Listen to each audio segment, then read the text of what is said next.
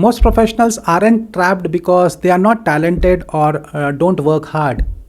The interactions just don't make things clear or build the trust or have an effect, so they are stuck. Today I am going to present a simple research based approach from Harvard Business School professor Alison Wood Brooks. She wrote about that in her book called The Talk, The Science of Conversation. This four-part approach called Talk can help you talk with confidence, make strong connections, and lead easily. In the following 10 minutes, you will discover how to get ready for talks, ask better questions, use warmth to develop credibility, and speak with kindness that commands the respect. So, why talking to people helps you get forward in your career? A talk is the very first step to every promotion, every chance, and every relationship. Your whole career will move a lot faster if every conversation that you have gets 10% better. People don't perceive you as someone who just does their job anymore. People regard you as someone who helps them move forward. It's not about talking more, it's about talking in a way that matters the most. People recall things that are clear, interesting, and connected. This is what Professor Brooks teaches at Harvard. Talk. T. Topics. Picking and guiding what you talk about. A. Asking. Using questions that help people connect. L. Levity. Adding lightness and warmth to keep things interesting. And K. Kindness. Treating everyone with respect and understanding in every conversation. So let's look at each one of them in detail with real life examples. Let's start with topics. Have a plan for every conversation that you have. Have you ever left a meeting and thought, I wish I could have said that? That happens when you don't know what are you talking about. Professor Brooks' research demonstrates that even 30 seconds of getting ready before a discussion can make it go more smoothly and be more useful. Give this short prep a try. Whom I am talking to? What is the most important thing for them? What two things could we talk about that would be useful? For example, if you are a manager, you should prepare to ask your staff about their largest problem this week and share one success from the last week. If you work in the healthcare sector, talk about a patient who did well for a process that made things go more smoothly. If you work in the education space, talk about what helps kids get more involved, not just their grades. If you work in sales and service, tell the team about something you learned from a recent conversation with a client that could help them. That's the first step in talk. Be very clear about what you want to contribute to the table. 2. Asking. The secret power of influence. Professor Brooks found out that people who ask more follow-up questions are perceived as more likable, capable, and trustworthy. The best communicators don't talk over everyone else.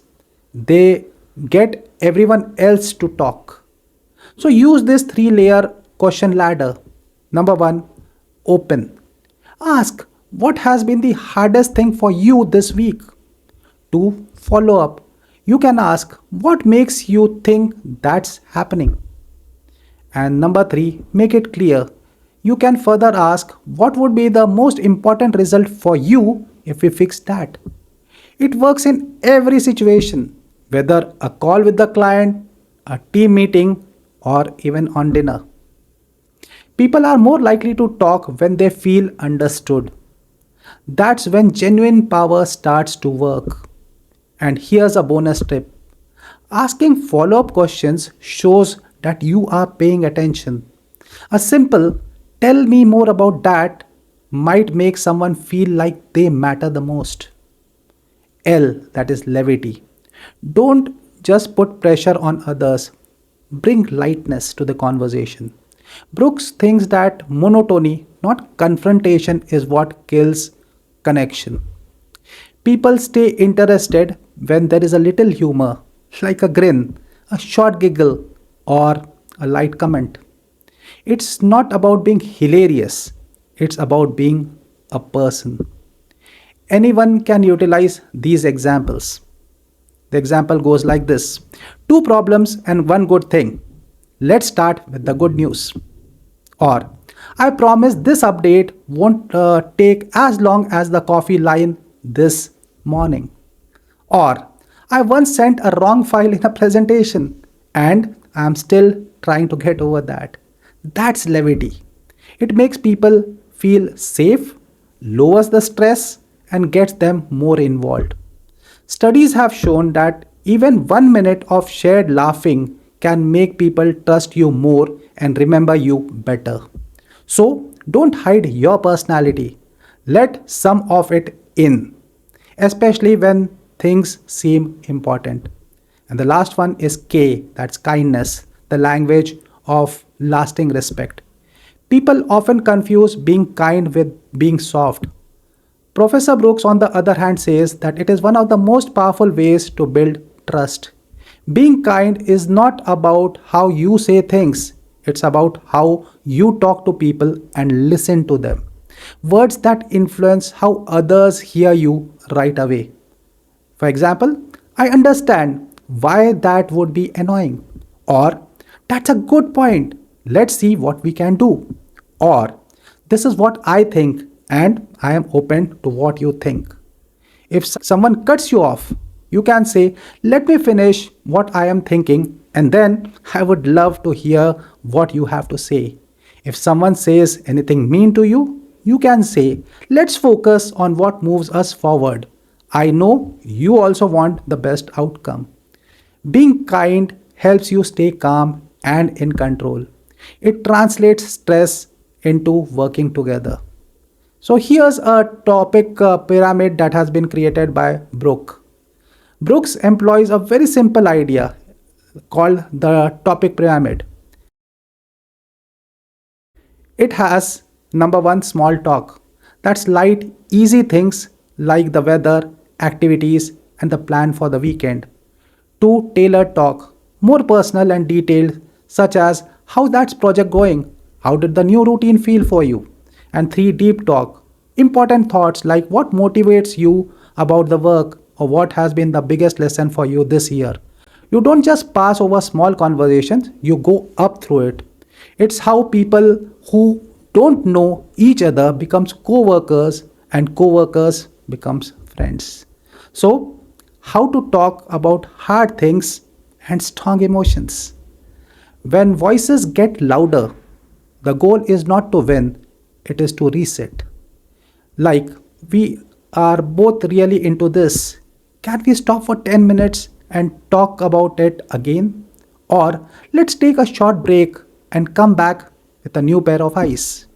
Or I hear you and I want to make sure we both feel heard before we make that choice. Don't use terms like always, obviously, or you never. Use words that keep the door open, like from where I stand, or what I am hearing is, or for the matter, can we test this idea together? That's being kind and calm at the same time, which is good balance for a leader. So here's the 60-second talk close that can be used by you in any meeting. No matter whatever your job is, here how exactly you can end strong. Let's quickly go over what we just talked about, the new process and the next deadline. I ask questions to make sure we are on the same page. The plan is clear and the team provided some outstanding ideas. And here's the next step. We will check on the developments on Friday. Does that sound right to everyone? Leaders terminate discussions in a clear, polite, and confident way. And here's a plan for 1 minute of practice for you today. Get ready for the topic, 30 seconds, 2 outcomes and 1 question. 2 follow up, Ask a question to clear things up. 3. Bring lightness. Add one warm line. And 4. Kindness. Say what I heard is, or did I get that thing right? Do this every day for 2 weeks and you will see that people act differently. You will feel heard. People will remember you. And if this has spoken to you, please like, share, and subscribe to this channel. And also share it with a buddy who can move up in their job. And if you want to learn more, get Talk The Science of Conversation by Professor Alison Wood Brooks from Harvard Business School.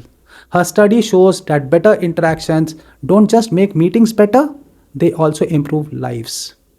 Before you can or you go, take a screenshot of talk checklist. T, 2 outcomes and 1 question. A, asking, open follow up, making clear. L, levity, and K, kindness. My name is Vijay Srinivasan and I am a coach for leadership transitions. Keep in mind that how much you know is not important. It's how you converse, how you talk that makes all the difference.